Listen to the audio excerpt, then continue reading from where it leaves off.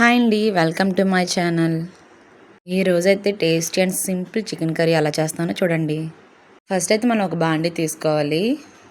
Stove on చేసుకొని మనం కళాయిని పెట్టేసుకోవాలి. అందులో కొంచెం ఆయిల్ వేసుకోవాలి. ముందుగానే చికెన్ అనేది వాష్ చేసుకొని నీట్గా ఉంచుకోవాలి. నేను పసుపుతో కూడా కడుక్కున్నాను, మీరు కూడా వాష్ చేయండి అలాగే నీట్గా. నేనైతే ఇది 1/2 kg చికెన్ అనమాట. మీరు ఎంత తీసుకుంటున్నారో మిగతా స్పైసెస్ కూడా అలానే వేసుకోవాలి. అసలు చిన్నది కూడా బ్లడ్ అనేది ఉండకుండా నీట్గా వాష్ చేసుకోవాలి. ఇంకా వాష్ చేసుకున్న చికెన్ని మనం కళాయిలో వేసేసుకోవాలి. బాగా వేగాలన్నమాట. కొంచెం గోల్డ్ కలర్లో వచ్చేంత వరకు వేపుకోవాలి. చికెన్ బాగా వేగితే కనుక మనకి టేస్ట్ చాలా బాగుంటుంది. నెక్స్ట్ నేను 2 ఆనియన్స్, 2 గ్రీన్ చిల్లీ తీసుకున్నాను. మీరు కూడా ఆ క్వాలిటీ తీసుకోండి. ఇన్ కేస్ నేను తీసుకున్న క్వాలిటీ మీరు కూడా తీసుకుంటే అవి కూడా మనం బాగా ఫ్రై చేయాలి. ఒకసారి ఈ కర్రీ టేస్ట్ చేసిన తర్వాత చాలా బాగుంది అక్క అని మీరే తప్పకుండా కామెంట్ చేస్తారు. అంత బాగుంటుంది. బాగా వేగిన తర్వాత కొంచెం పసుపు వేసుకోవాలి. అల్లం వెల్లుల్లి పేస్ట్ కూడా వేసుకోండి మీ దగ్గర ఉంటే. నెక్స్ట్ అది బాగా వేగేంత వరకు, పచ్చివాసన పోయేంత వరకు మనం బాగా వేపుకోవాలి. చూసారు కదా, నెక్స్ట్ ఆయిల్ అనేది చికెన్ పై నుంచి తేలాలన్నమాట. అప్పుడు మొత్తం ఫ్రై అయినట్టు.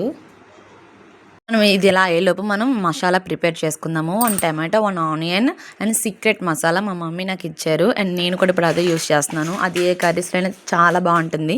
మీకు కూడా ఆ రెసిపీ కావాలనుకుంటే కామెంట్ చేయండి. వేస్తాను. ఈసారి మా అమ్మాళ్ళ ఇంటికి వెళ్ళినప్పుడు తప్పకుండా మా మమ్మీ ఆ మసాలా ఎలా ప్రిపేర్ చేస్తారో మీకు చూపిస్తాను. ఈ మసాలా అయితే చాలా బాగుంటుంది. బిర్యానీలో కూడా చాలా బాగుంటుంది. ఇప్పుడు ఆ మసాలా వేసేసుకొని మనం బాగా మిక్స్ చేసుకోవాలి. చికెన్ కూడా కొంచెం కరివేపాకు కూడా యాడ్ చేసుకోండి, టేస్ట్కి ఇంకా బాగుంటుంది. ఇప్పుడు చిల్లీ పౌడర్ అండ్ సాల్ట్ కూడా తగినంత వేసుకోండి. మీ టేస్ట్ కూడా చూసుకోండి. అండ్ మీ టేస్ట్ బట్టి కొంతమంది సాల్ట్ ఎక్కువ తింటారు, కొంతమంది తక్కువ తింటారు. కాబట్టి మీ టేస్ట్ బట్టి మీరు వేసుకోండి. మేమైతే కారం ఎక్కువ తింటాం కాబట్టి మేము కొంచెం ఎక్కువనే వేసాను. అంతే ఈజీగా మనం ఇలా చికెన్ కర్రీ అనేది చేసుకోవచ్చు. ఇప్పుడు కూడా మనం ఒకసారి మొత్తం కలిపేసుకోవాలి చికెన్ని. కలుపుకున్న తర్వాత మనం కరెక్ట్గా గ్లాస్ టు గ్లాస్ వాటర్ వేసుకోవచ్చు. అంటే చికెన్ ములిగేంత వరకు కొంచెం వేసుకోవాలి.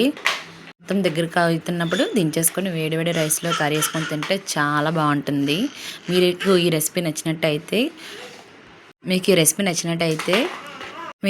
నచ్చినట్టయితే ఇప్పుడే మన ఛానల్ సబ్స్క్రైబ్ చేసుకోండి. వీడియో నచ్చితే లైక్, షేర్, కామెంట్ తప్పకుండా చేయండి. నేను వాయిస్ ఓవర్ ఇస్తున్నప్పుడు ఏమైనా చిన్న డిస్టర్బెన్సెస్ కానీ వచ్చి ఉంటే నేను సారీ చెప్తున్నాను. ఎందుకంటే మా పాప అలరి చేస్తుంది, ఎక్కువగానే ఆడుకుంటుంది. ఈ కర్రీ ఒకసారి మీరు టేస్ట్ చేసి మీరు ప్రిపేర్ చేసి టేస్ట్ చేసి ఎలా ఉందో తప్పకుండా కామెంట్ సెక్షన్లో మీ రిప్లై అనేది తెలియచేయండి. పిల్లలు కూడా చాలా ఇష్టంగా తింటారు. ఇలాంటి మరెన్నో వీడియోస్ కోసం మన ఛానల్ని తప్పకుండా సబ్స్క్రైబ్ చేసుకోండి.